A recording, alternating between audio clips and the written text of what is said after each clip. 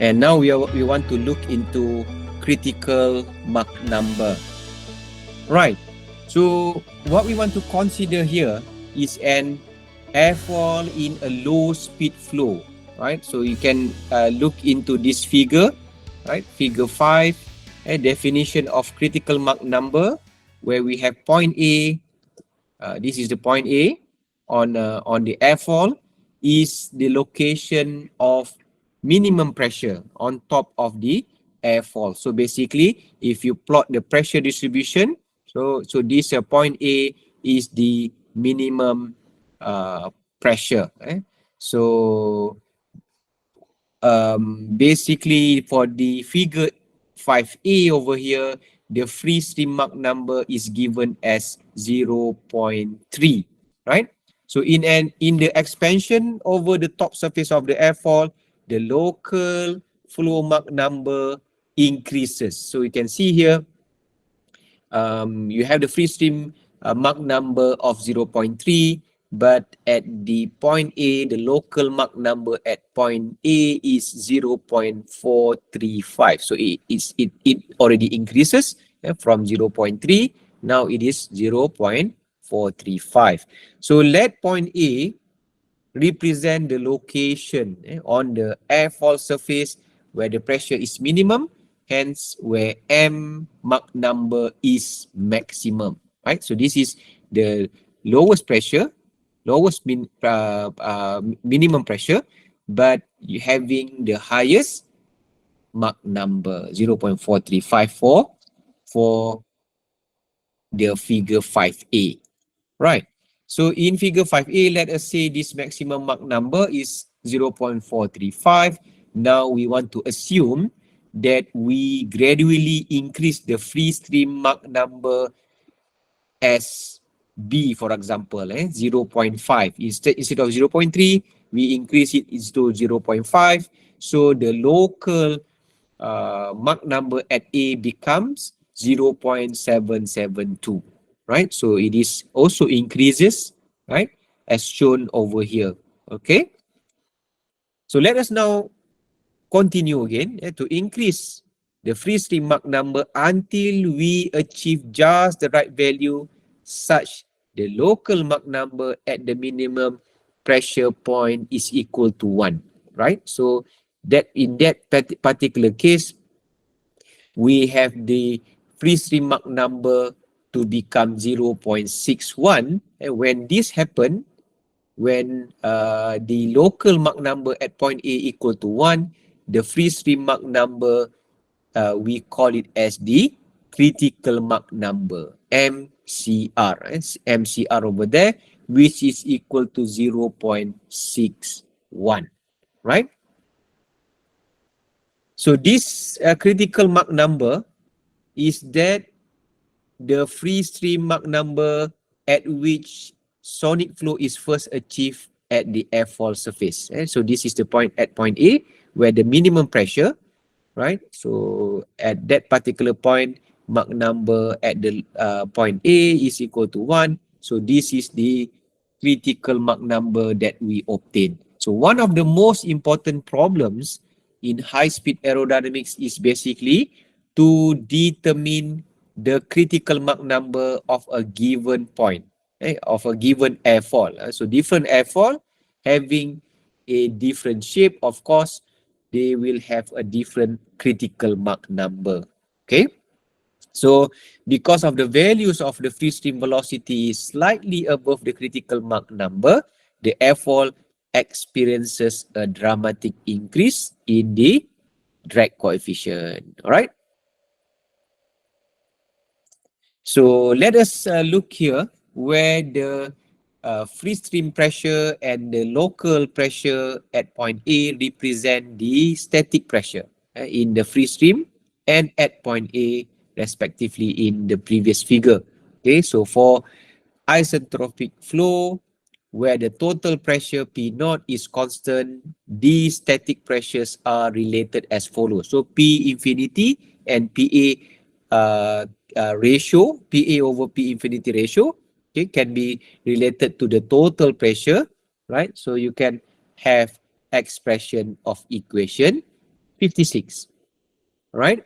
So the pressure coefficient at point A is already given in equation 22, right? So we can now rewrite the expression of the coefficient pressure at point A, CPA, right, as this expression, where we name it as equation 57. So we want to combine equation 56 and equation 57, then we have this expression of equation 58, whereby equation 58 is useful in its own right for a given free stream Mach number. It also relates the local value of the pressure coefficient to the local Mach number. So you can see here, right? So local value of the pressure coefficient, CPA, and the local Mach number, MA over there, right? So note that equation 58 here that we already found is the compressible flow analog of the Bernoulli's equation, right? However, for our purpose here, we ask the question, what is the value of the local CP, the local coefficient of pressure, when the local Mach number is unity, right? So this value of the pressure coefficient is called critical pressure coefficient, denoted by CPR. Instead of CPA just now, we call it as the CPR, the critical pressure coefficient. So for a given free stream Mach number M infinity, right, the value of CPR can be obtained by inserting Mach number local at point A equal to 1 into equation 58. So you take equation 58 previously and replace MA equal to 1, then you will get this expression, right? Where this time is no longer CPA, is already CPCR, right? Where MA equal to 1. Equation 59 allows us to calculate the pressure coefficient at any point of the flow where the local Mach number equal to 1, right? For a given free stream Mach number of M infinity.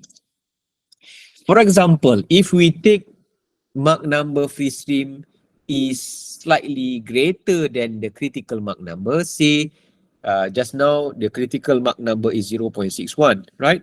So you take free stream Mach number to be 0.65, which is greater than the critical Mach number.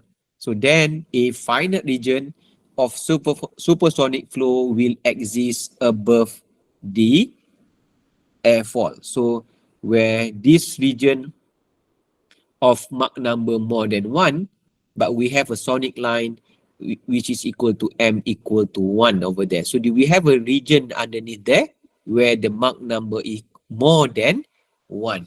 So the equation 59 just now allows us to calculate the pressure coefficient at only those points where Mach number equal to 1. Alright? Because at Mach number equal to 1, then we get the CPCR. And that is at only those points that falls on the sonic line. So these are the sonic line where M equal to 1, right? So you can know the pressure coefficient the pressure coefficient at those points can be calculated, right? Now returning to figure 5C. So we go back to this figure 5C. So when the free stream Mach number is precisely equal to the critical Mach number, where M infinity equal to MCR, which is 0.61, there is only one point of Mach number equal to 1, namely point A over here. So the pressure coefficient at point A will be the CPCR, which is obtained from equation 59. So in this case, the free stream Mach number in equation 59 is exactly or precisely the critical Mach number. So hence, you can replace the M infinity free stream Mach number as MCR. And both of the MV infinity, we replace it as MCR. Then we can get the value of CR. So that equation 60 just now shows the critical pressure coefficient, which is a unique function of the critical Mach number. So this variation can be plotted in figure 6, where we have an estimation of a critical Mach number. We have the plot of the y-axis to be the coefficient of pressure, pressure coefficient from 0 to -10, and we have the Mach number over here from 0 to 1, right? So note that equation 60 is simply an aerodynamic relation for isentropic flow. It has no connection with the shape of a given airfoil. So in this sense, equation 60 and hence the curve C. So we have this curve C, right? So this is curve B, this is curve C. This is the one that I'm showing you now is the curve. Curve C is a type of universal relation which can be used for all airfoil. So any airfoil can use this expression, this curve, right? In equation 60 itself, in conjunction with any one of the compressibility corrections, right? So we have the three compressibility corrections given by equation 51, 54, or 55, right? Allows us to estimate the critical Mach number for a given airfoil as follows. So number one is that by means either experimental or theoretical, obtain the low speed incompressible value of the pressure coefficient Cp0 at the minimum pressure point on the given airfoil. So you can use this approach, use either experiment or theoretical, whereby you obtain the low speed incompressible value of the pressure coefficient Cp0 at the minimum pressure point on the airfoil itself. Number two is that using any of the compressibility correction, either Prandtl Glauert or the other two corrections, plot the variation of Cp with Mach number free stream, and this is basically represented by the curve B. So this is the curve B that I'm talking about, right? So if you are using any of the compressibility corrections equations, right, and plot the variation of Cp with Mach number free stream. The next one is that somewhere on the curve B, there will be a single point where the pressure coefficient corresponds to locally sonic flow. All right. So indeed, this point must coincide with equation 60, which is represented by curve C. So equation 60 is represented by curve C over here, right? So the intersection between B and C, right, at point D over there, so this is the intersection, represent the point corresponding to sonic flow at the minimum pressure location on the airfoil itself. So in turn, the value of the Mach number free stream at this intersection is by definition the critical Mach number, the MCR.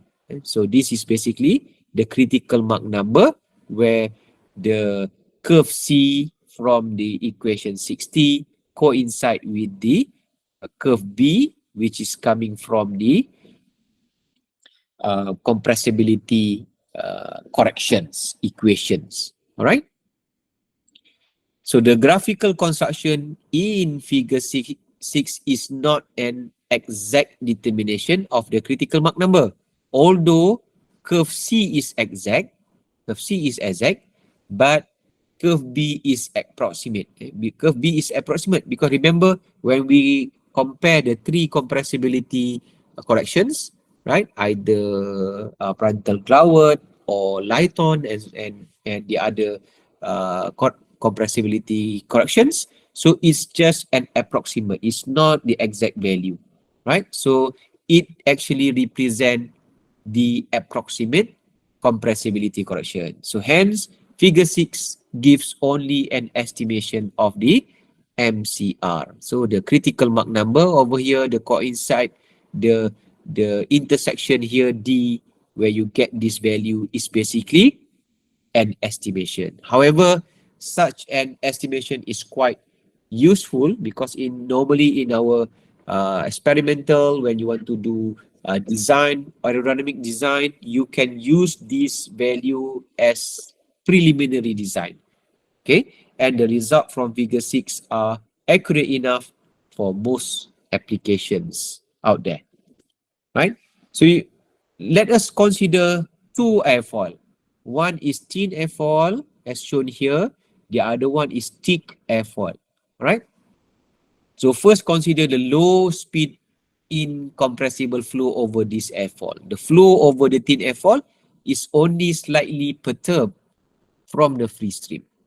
So hence, the expansion over the top surface is mild and the CP naught, right, at the minimum pressure point is negative number, only small absolute magnitude as shown in figure 7, right? So as shown over here.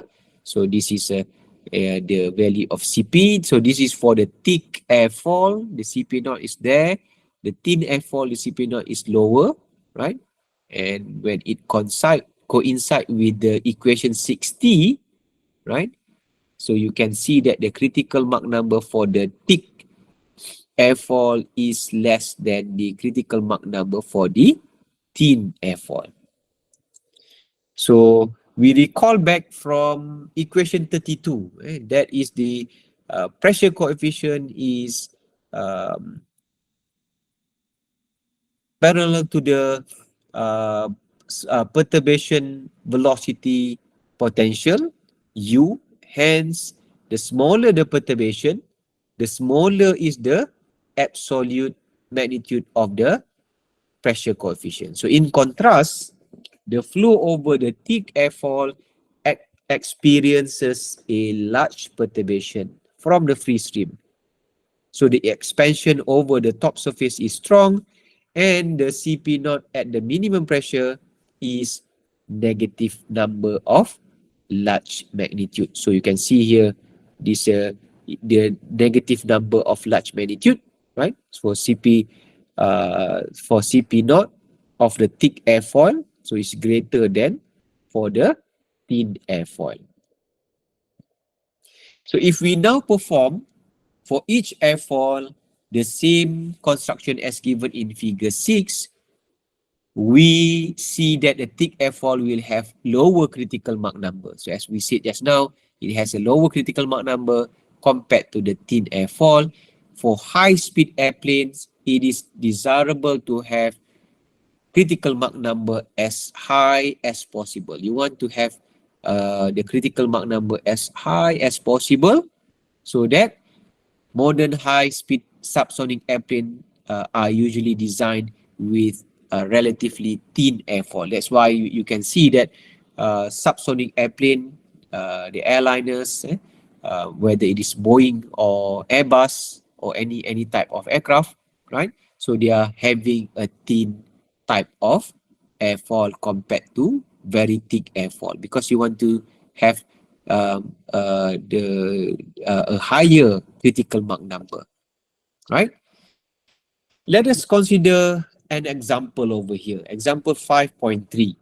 So in this example, we illustrate the estimation of the critical Mach number for an airfoil using two methods. The first one, graphical solution, which is discussed in this section. And the second method is analytical solution using closed form equation obtained from a combination of equation 51 as well as equation 60. All right. So let us look here. We consider a type of airfoil, NACA 0012. So this is NACA 0012 at zero angle of attack shown on top of figure 8.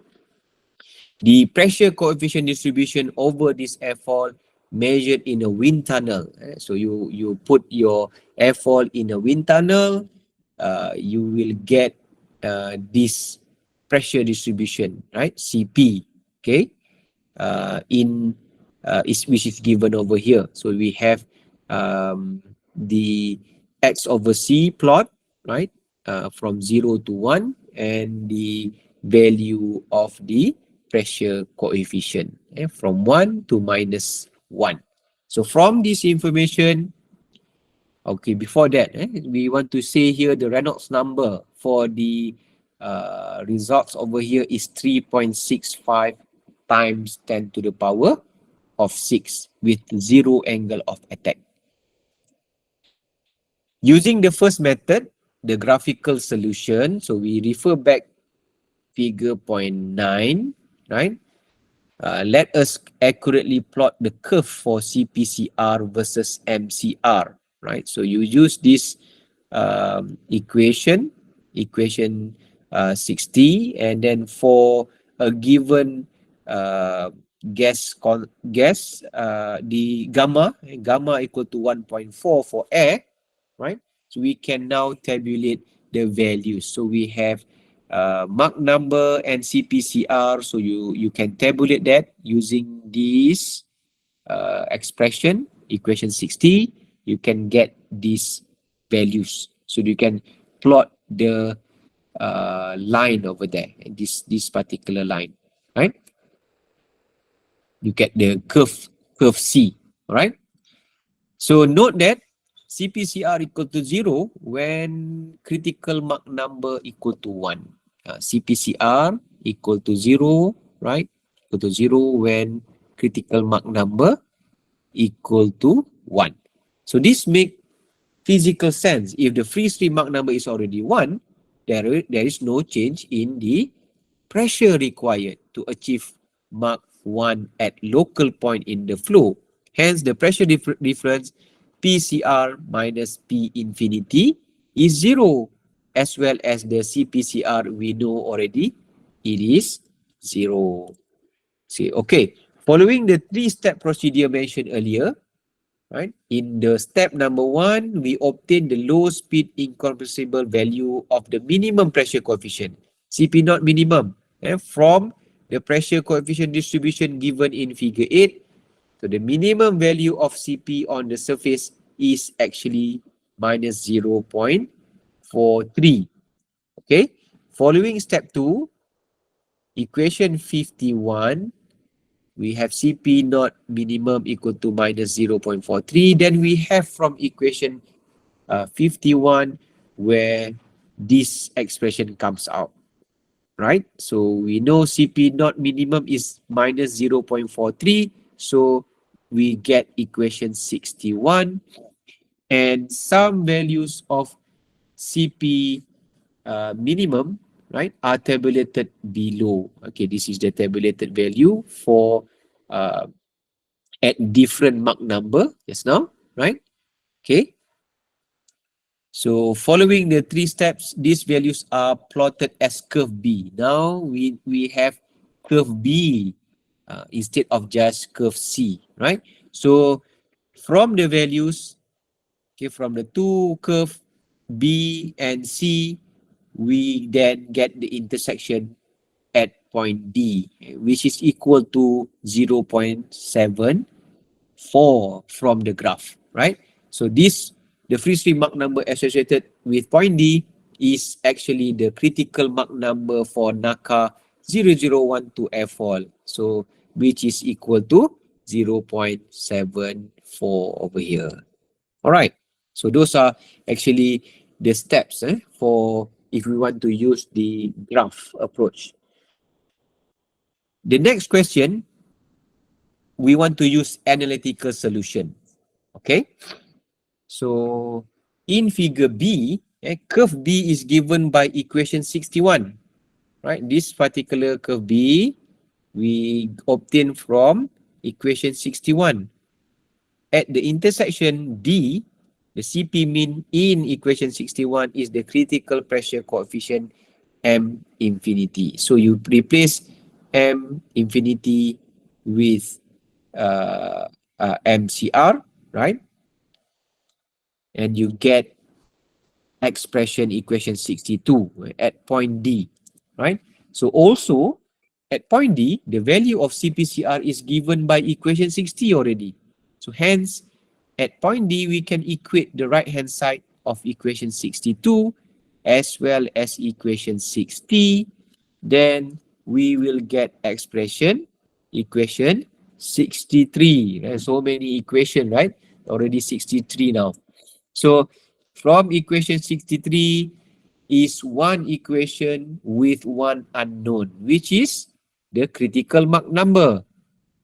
So the solution for equation 63 gives us the value of critical Mach number associated with the intersection point D in figure 9. That is the solution of equation 63, which is the critical Mach number for the airfoil NACA 0012. So since the critical Mach number appears in a complicated fashion on both sides, we solve equation 63 by trial and error, right? Again, it is by trial and error. What? By assuming different values of the critical Mach number. You don't know which one, so you try first 0.72, okay? So you can, and then put inside the expression, right? So, and you try various values of critical Mach number, right? So you need to iterate by doing iteration until we find a value of the critical Mach number that results in both the right and left hand side being the same value. So basically, the left hand side is this one, this expression. So you try to put MCR, the critical Mach number over there as 0.72. So you obtain here by solving this equation, you get 0.6996, right? So it's quite far until you reach to a point of a critical Mach number of 0.7371, where the value of the left hand side and the right hand side, okay, you can see the equation 63 just now, the left hand side value and the right hand side values are equal, then that is actually the critical Mach number values.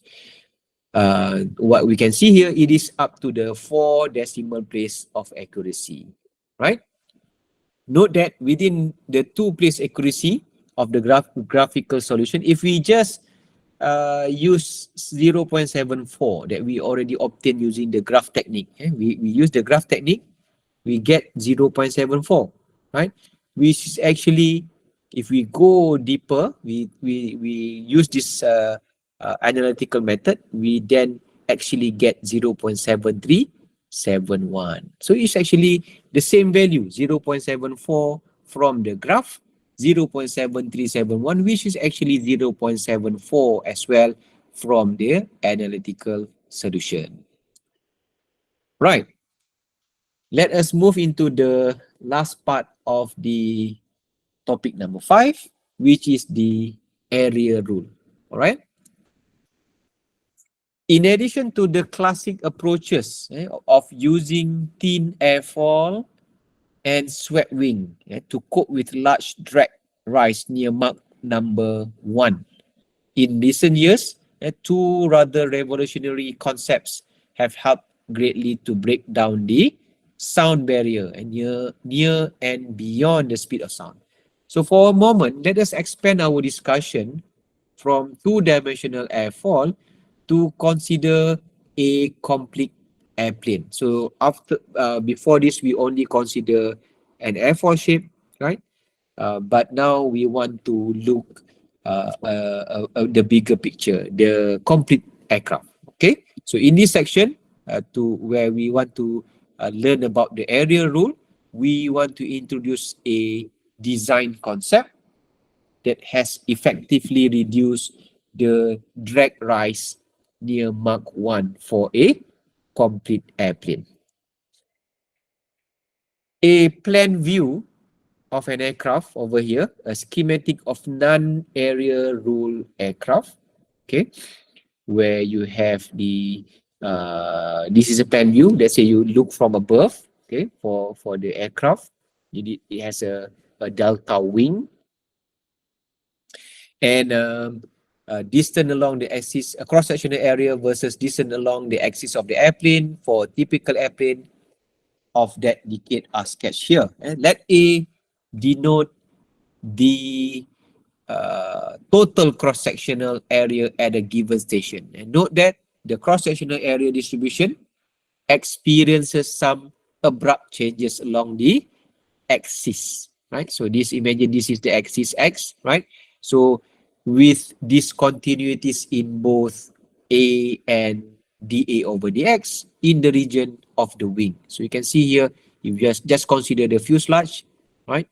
But then you have to also consider the area underneath the wing as well. Area distribution, it is for schematic only, it is not to scale, right? As shown in this bottom figure. So in contrast, for almost a century, it was well known by ballisticians, right? The people who do the balancing, that the speed of a supersonic bullet or artillery shell with a smooth variation of cross-sectional area was higher than projectiles with abrupt or discontinuous area distribution. Okay, so the region of the wing and tail, the fuselage cross-sectional area, so we have the wing, we have the tail area, okay, the fuselage cross-sectional area should decrease to compensate for the additional of the wing and tail cross-sectional area.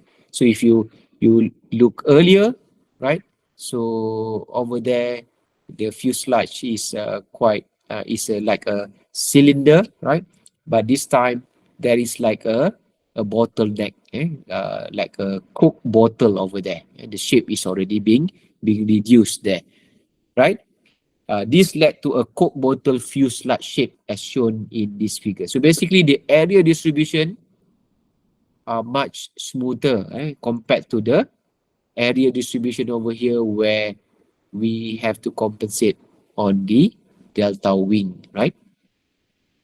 So over here, the area distribution are then greatly reduced. So here, the plan view and the area distribution are shown for an aircraft with a relatively smooth variation of AX. So you can see AX, you have a smooth variation instead of an abrupt variation in the earlier non-area rule aircraft. So this type of design philosophy is called the area rule, and it is successful reduce the peak drag near Mach 1, such that practical airplane could fly at supersonic speed if you have considered this design philosophy for plan view, right? Using the area rule. So the variations of the drag coefficient for the free stream Mach number for an area rule as well as non-area rule airplane are schematically compared. So the ultimate aim is basically to reduce the drag coefficient, right? So you can see here for the type of aircraft without area rule, right? So you can see that at Mach 1 you have a tremendous value of the drag coefficient. However, for aircraft with following the area rule, right, so the drag coefficient has been improved tremendously, half the value. Basically, the area rules leads to a factor of 2 reduction. So you can reduce to half in the peak drag near Mach 1. All right. So with that, let us try to summarize for what we have already learned so far from 5.1 until 5.7 for the topic of two-dimensional compressible flow subsonic over the airfoil. Right. I'm going to just to highlight a few things that already considered important, right, in Anderson book. So we just follow the summary section for chapter 11 in Anderson. So in our case, it's 5.8.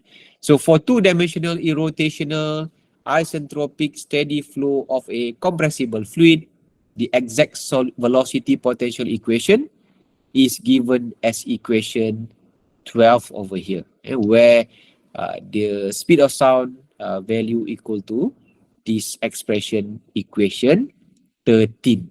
So this equation is exact, but it is non-linear. So what does that mean? It is mean that it is difficult to solve. So at present, no general analytical solution to the equation exists, right? So basically, it's quite difficult to solve, and because it is non-linear, right? For the case of small perturbations, in the case of slender bodies at low angle of attack, the exact velocity potential equation can then be approximated by equation 18, right? So this can be approximated. So you have the perturbation velocity potential value there, right? So this equation is approximate because and then it is linear. So that's why it is readily solved. So this equation only applicable or can be used in the range of Mach number from 0 to 0.8, right? As well as above 1.2 to Mach number 5. It does not applicable to transonic region between 0.8 to 1.2 or hypersonic flows region more than Mach number 5. All right, so that's the limitation of the expression that we have over here. The Prandtl-Glauert rule, the compressibility correction that allows the modification of existing incompressible flow data to consider compressibility effects. So you can find the value for the pressure coefficient, right, as equation 51, and then the lift coefficient and the moment coefficient respectively for equation 52 and 53. All right. And we also look at the critical Mach number, okay, estimation of critical Mach number using the equation 60, right, and using the compressibility effect equations, right, equation 51, 54, and 55, right. So the critical Mach number is that free-stream Mach number at which sonic flow or Mach number equal to 1 first obtained at some point on the surface of the body. So for thin airfoil, the critical Mach number can be estimated using the intersection between curve B and curve C, where you get the critical Mach number. Lastly, about the area rule. Okay, the area rule for transonic flow states that the cross-sectional area distribution of an airplane, including the fuselage, the wing, and the tail, should have a smooth distribution along the axis of the plane. So you can see that the advantages of using an area rule, right? So an aircraft using an area rule having advantages where it reduces the coefficient of drag compared to an aircraft without using area rule.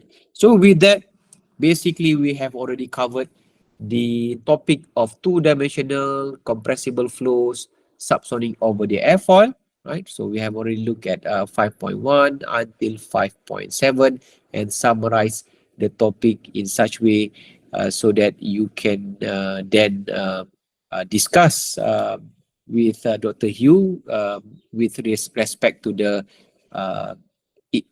sample question in the tutorials. Right, with that, thank you very much. Thank you for your attention. I hope you can revise back the video for the last week last lecture, and probably go through the lecture today so that you can appreciate more on the subject that we have learned so far.